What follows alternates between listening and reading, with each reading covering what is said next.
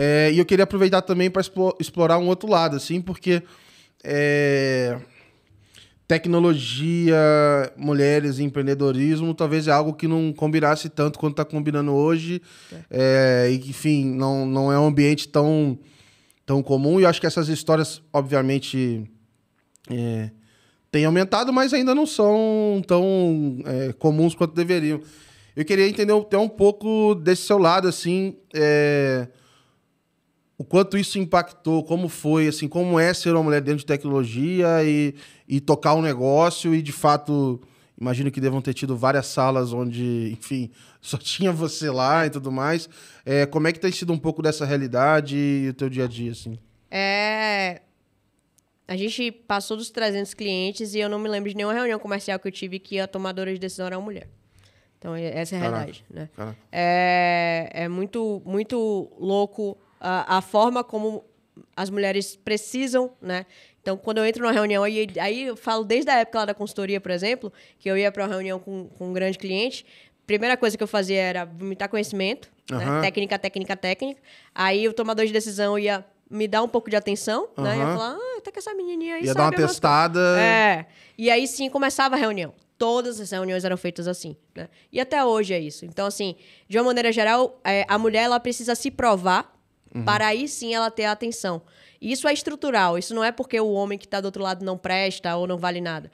É estrutural, é natural. Porque nos foi dito que nós não somos seres mais racionais. Nós somos seres da emoção e da sensibilidade, né?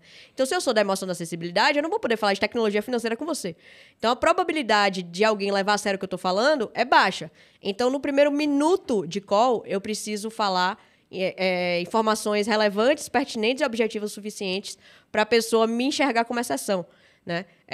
E depois ela me enxergar como possibilidade, ou seja, outras mulheres podem também né, falar sobre isso, etc. E a Arin é um reflexo disso, né? Então, a gente chegou ali a ter mais de 70% da empresa, né, com posições de liderança, de alta liderança feminina, né?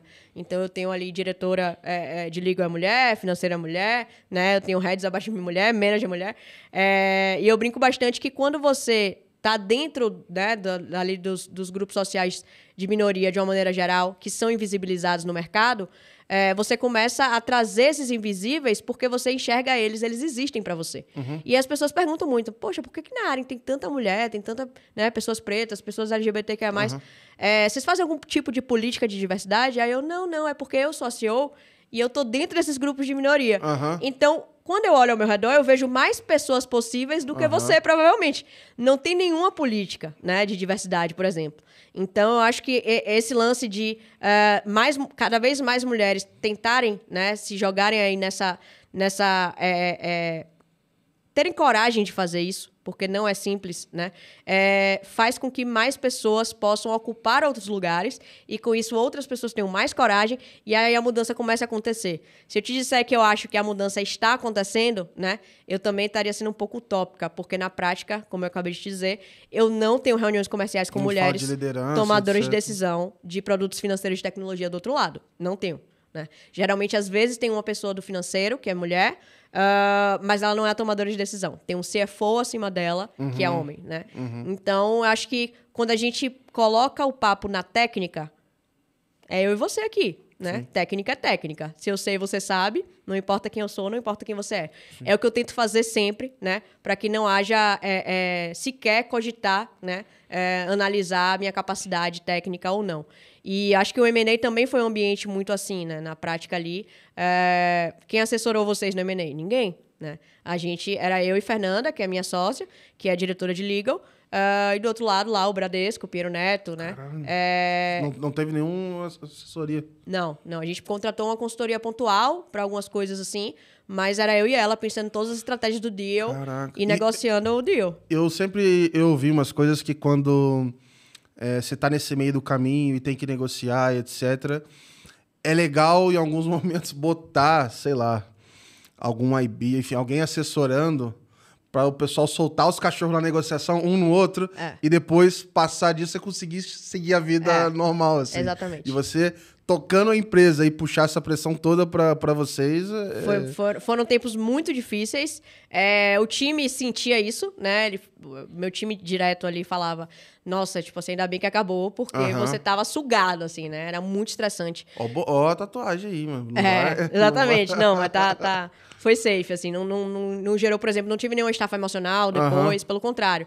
Então, a gente tava curtindo tanto, né? Porque é muito louco. A gente vê em filme, por exemplo, são geralmente 2 advogados que curtem fazer negociação, mas eu e minha sócia, a gente tava amarradona fazendo, ia dormir 2 da manhã pensando em estratégia, não, essa cláusula aqui não vai, não, essa aqui não vai passar, então a gente vai jogar essa pra poder essa passar. E era assim, né? Um M&A é isso, então você cede, obviamente, né? Eles cedem do outro lado, a depender do quanto você se mostra relevante, e foi um deal, assim, muito bacana, realmente não tenho o que reclamar, né, em relação tanto ao Bradesco quanto ao Pinheiro Neto, olhando sob a perspectiva da forma como a gente foi tratado, da forma que as negociações aconteceram, né? Mas é Davi Golias, né? E você tem que saber muito bem quem é você ali naquela negociação. Mas eu acho que é legal para outras pessoas sentirem que, assim, se a gente estava lá sentado, qualquer pessoa pode estar lá sentado, né? Contanto que estude, né? Que pare, que olhe, que veja, que pense. E não que simplesmente queira que as coisas caiam no colo, né? Não, eu quero ser startupeiro e vou me dar muito bem na vida, mas não vou fazer nada por isso. Vou vender unicórnio tipo assim, pô, então vai fazer uma sorveteria, entendeu? Porque realmente aqui não vai dar certo, não. E muita gente tentou, né? Fazer paleteria e também não... Eu também não. Então não dá pra não trabalhar duro, tá, galera? Exato.